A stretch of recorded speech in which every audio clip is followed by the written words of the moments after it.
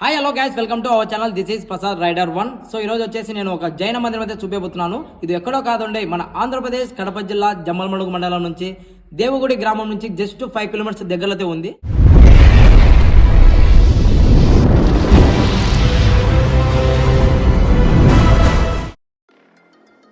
Hello అండి, ఇప్పుడు మనం చూస్తున్న ప్రదేశం జైన మందిరం. ఇది ఆంధ్రప్రదేశ్ కడప జిల్లా జమ్మలమడుగు మండలం దానోల్పూడు గ్రామంలో ఉంది. ఇది ప్రాచీన కాలం నుండి ఉన్న పురాతన మందిరం. అయితే దీని పూర్తి పేరు జైన మందిరం అని తెలుస్తోంది.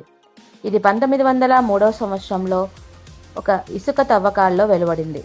తర్వాత మళ్ళీ ఇసుకలోనే పూరుకుపోయింది. 1989లో మళ్ళీ ఒక రైతు పొలంలో సేద్యం చేస్తుండగా బయటపడింది. దీని ప్రధాన మందిరం 16వ శతాబ్దం నాటిదని పూర్వీకులు భావించారు. దీని ముఖ్య విశేషత ఏమిటంటే వివాహం కావాలనుకున్న వారు సంతానం కోసం ఇక్కడికి వచ్చి